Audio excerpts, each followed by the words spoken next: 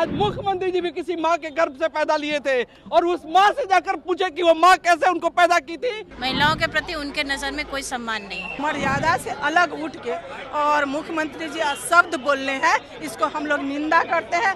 महिला बहनें हैं, उनको शर्मसार करने का काम किया। जो आज मुख्यमंत्री जी ने किया है, पूरी बिहार की महिला शर्मसार है। मुख्यमंत्री जी को बीमारी ग्रस्त हो गए हैं, मेंटल लेवल पर डिमेंशिया एक बीमारी होती है। जो भी मुख्यमंत्री जी का बयान आया जो सेक्स एजुकेशन के बारे में, महिला बहनें हैं, उनको शर्मसार करने का काम किया। उन्होंने मेमोरी लॉस सीएम की बात कही थी, क्या ये सार्थक है? ये पूरी तरह सार्थक है। आप देख रहे हैं नीतीश जी की जो स्थिति है, ये बीमार हैं और भारत का संविधान ये कहता है कि जो व्यक्ति बीमार हो उसको गद्दी पर बने रहने का कोई अधिकार।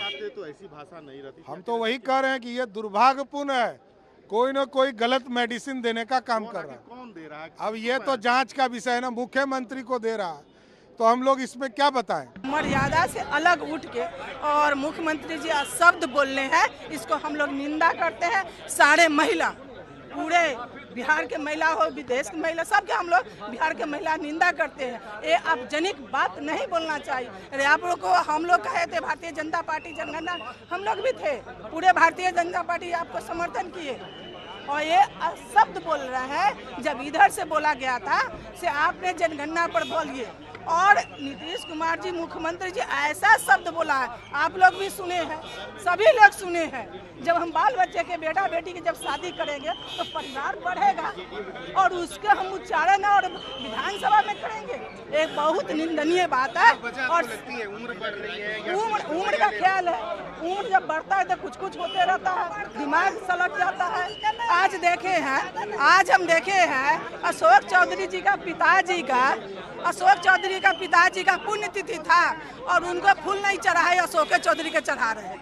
ये तो उम्र का ख्याल है, उम्र सलट गया है, उम्र नहीं है, अब इनका इस्तीफा दे देना चाहिए। वो जिस बात को कह रहे थे उसको और मर्यादित तरीके से कहा जा सकता था, लेकिन महिलाओं से संबंधित वो संवेदनहीन व्यक्ति हैं।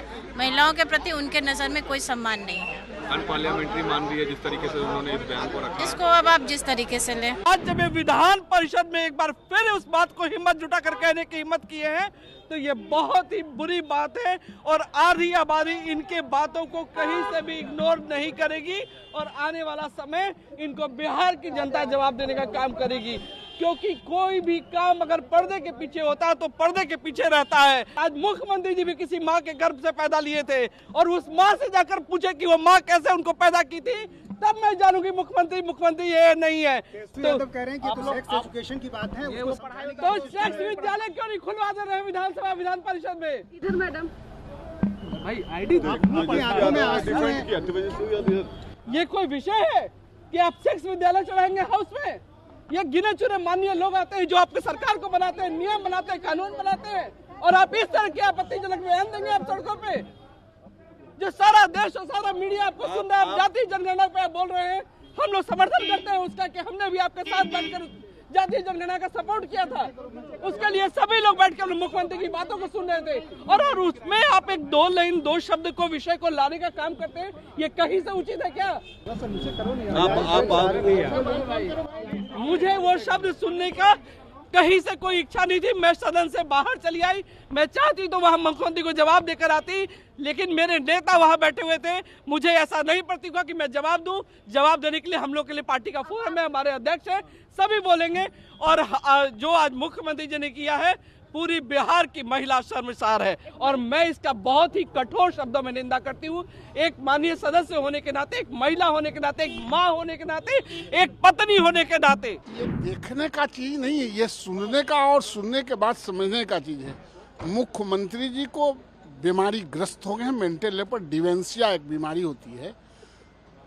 वो ऐसा आज लगा कि ये एक ऐतिहासिक दुर्घटना है कि इतने बड़े लोगों से जो लंबे समय तक बिहार का नेतृत्व कर रहा हो और बोलने के क्रम में इस तरह के बात रिपीट करते जाना, जो अपने जुबान से हम लोग भी नहीं बात कर सकते हैं, नहीं कह सकते हैं। ये मानसिक रूप से ये डिरेल हो गए हैं, मानसिक रूप से कहीं ना कहीं फ्रस्ट्रेशन में है। इनको हर हाल में इनके समर्थकों को, इनके जो नज़दीक रहने वाले लोगों को बढ़िया चिकित्सक से इलाज करानी चाहिए। लेकिन पहले विधानसभा में इस तरह का बात करना, फिर दोबारा विधान परिषद में इस तरह का बात करना, नहीं लगता कि नहीं, इस बीमारी में उसका सबसे बड़ा कारण क्या है कि आपके दिमाग में जो बात चलता रहेगा, जो अप टू डेट रहेगा, जो आप सोचते रहेंगे, वही बात आपके वॉइस के माध्यम से वो निकलेगा। ये कहीं न कहीं उसी में फंसे हुए हैं, इसलिए इस तरह की भाषा का प्रयोग किया है। एक बात बता दें, इसका कोई अगर कोई गलत मतलब निकालता है तो ये गलत बात है। एक तरह से जो भी मुख्यमंत्री जी का बयान आया जो सेक्स एजुकेशन के बारे में, और जब भी सेक्स एजुकेशन की बात की जाती है तो इसकी लोग जो है शर्माते हैं, हिचकते हैं, तो उससे लोगों को बचना चाहिए। तो स्कूलों में पढ़ाई होती है भाई, साइंस, बायोलॉजी, ये तो स्कूलों में पढ़ाई होती है, बच्चे पढ़ते हैं भाई। तो हमको लगता है अगर सेक्स एजुकेशन की अगर बात है, उनका कहने का मतलब आबादी कंट्रोल जो है क्या करना है, वो प्रैक्टिकली बात जो भी आती है उन्होंने अपना बात किया। तो इससे लोगों को गलत तरीका में नहीं लेना चाहिए, एतराज नहीं लेना, but it should be more taken as a sex education.